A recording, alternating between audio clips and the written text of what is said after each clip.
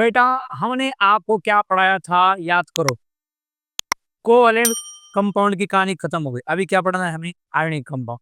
Ionic compound किसको कहेंगे? जिन बच्चों के पास आयनिक बॉन्ड होगा। बच्चे मतलब कंपाउंड। ऐसे कंपाउंड के जिनके अंदर आयनिक बॉन्ड प्रेजेंट होगा उनको हम बोलेंगे आयनिक कंपाउंड।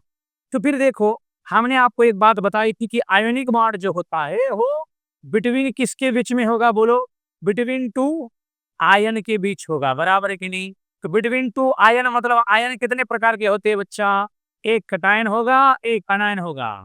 अभी नेक्स्ट सवाल ये आएगा मास्टर, मास्टर हमें ये बताओ कि कटायन और अनायन कौन कौन मेटल के होंगे या फिर कौन से एलिमेंट के होंगे? तो देख, तुझे मैंने एक बात पढ़ाई थी कि जो मेटल जनता होती है वो इलेक्ट्रॉन लूज करने की टेंडेंसी रखती है, इसीलिए मेटल इलेक्ट्रॉन लूज करेंगे तो उनके ऊपर इलेक्ट्रॉन भाग जाएंगे। अगर यन इलेक्ट्रॉन चले गए तो उनके ऊपर आएगा यन पॉजिटिव चार्ज आएगा, बराबर। तो फिर बताओ, ये पढ़ाया था कि नहीं हमने पहले? ये पढ़ा है ना? तो फिर तो देख, अभी नॉन मेटल है ये, यन इलेक्ट्रॉन अगर गेन कर दिए तो इनके पास आएगा, नॉन मेटल के पास यन इलेक्ट्रॉन गेन किए इसलिए यन माइनस चार्ज आएगा।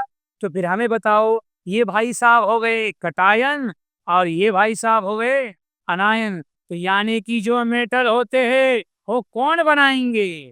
कटायन पैदा करेंगे। और जो नॉन मेटल होंगे वो कौन पैदा करेंगे? अनायन तैयार होगा, उम्दा।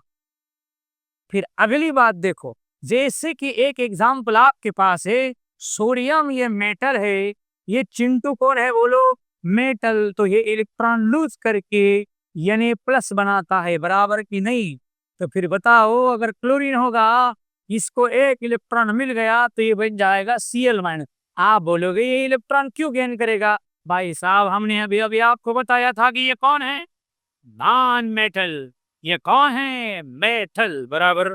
ये आपको एग्जाम्पल पता है इसीलिए ये एग्जाम्पल लिया, समझ में आया?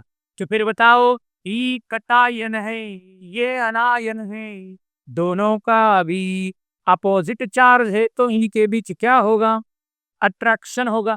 या इनके बीच में इसको क्या बोलेंगे? Force of. क्या होगा इनके बीच? Force of attraction between two ion. इसी फोर्स ऑफ अट्रैक्शन को हम क्या नाम देंगे? Ionic bond. क्या नाम देंगे? आयनिक। तो मुझे बताओ, ये फोर्स ऑफ अट्रैक्शन ज्यादा होगा कि बहुत कम होगा? ज्यादा हो, क्योंकि इसके प्लस प्लस उसके प्लस माइनस उनके बीच अट्रैक्शन कैसे होगा? बहुत ज्यादा होगा। अगर बहुत ज्यादा होगा तो ये अट्रैक्शन कैसा है? स्ट्रॉन्ग। ये स्ट्रॉन्ग तो बॉन्ड भी कैसा होगा? रॉन्ग। तो फिर बताओ हमें, अगर ये यानी है, ये सीएल है, ये फिर से यानी है, सीएल है, यानी है, ऐसे सारे यानी सीएल यानी सीएल सीएल, इनके बीच कैसा बॉन्ड होगा? ये बॉन्ड कैसा होगा? ये कैसे होंगे? स्ट्रॉन्ग। तो एक आयन दूसरे आयन को ऐसे स्ट्रांगली बाउंड करेगा। अगर स्ट्रांगली बाउंड करेगा तो ये सॉलिड बनेंगे कि लिक्विड बनेंगे? सॉलिड बनेंगे। तो फिर इधर देखो, जो जो आयोनिक कंपाउंड है वो सारी जनता क्या होगी? सायोनिक कंपाउंड क्या होंगे? सॉलिड होंगे। तो हम इनको कुल मिला के मैं ऐसे बात करूं कि नहीं? Ionic solid. समझ में आया? अगर आयोनिक सॉलिड है तो ये कौन से प्रकार के सॉलिड है मास्टर? ये है क्रिस्टलाइन प्रकार के सॉलिड। तो हम बाद में ऐसे बोलेंगे कि नहीं? क्रिस्टलाइन सॉलिड जो है कौन है? Ionic solid. आयोनिक सॉलिड कौन है? आयोनिक कंपाउंड सॉलिड है। और आयनिक कंपाउंड में आयनिक बॉन्ड होता है और वो कैसे होता है? स्ट्रॉन्ग। क्यों स्ट्रॉन्ग होता है? क्योंकि कटायन और अनायन बनता है, उनका फोर्स ऑफ अट्रैक्शन ज्यादा होगा। उमजा। कोई दिक्कत इसमें? ठीक है। अगर यहाँ तक उमजा होगा तो अगली बात देखो, अभी मुझे बताओ कि अभी अभी आपने देखा कि ये यने था ना, ये इलेक्ट्रॉन है कि इसके पास नहीं? ये बबड़ा इलेक्ट्रॉन का भूकेला है, इलेक्ट्रॉन नहीं है। इसके पास बहुत इलेक्ट्रॉन है। जिसके पास बहुत इलेक्ट्रॉन है उसने अगर लोगों को इलेक्ट्रॉन दे दिए, उसने अगर लोगों को इलेक्ट्रॉन दे दिए। अभी मुझे एक बता, आयोनिक बॉन्ड किसको कहते हैं बोलो? बहुत ज्यादा इलेक्ट्रॉन, बहुत कम इलेक्ट्रॉन, बराबर है ना? यानी कि इन दोनों के बीच इलेक्ट्रॉन का डिस्ट्रीब्यूशन कैसे है? अनइक्वल डिस्ट्रीब्यूशन ऑफ इलेक्ट्रॉन कैसा है बोलो? Unequal distribution of electron.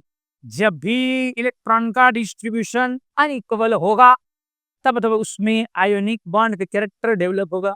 अगर अनइक्वल डिस्ट्रीब्यूशन बहुत है तो प्योरली हो क्या होगा? आयोनिक बॉन्ड होगा। अगर ये आयोनिक बॉन्ड है तो मुझे जनता बताओ, अगर हमने इस अनइक्वल को इक्वल कर दिया तो इसमें कौन सा कैरेक्टर आएगा? कोवैलेंट कैरेक्टर आएगा।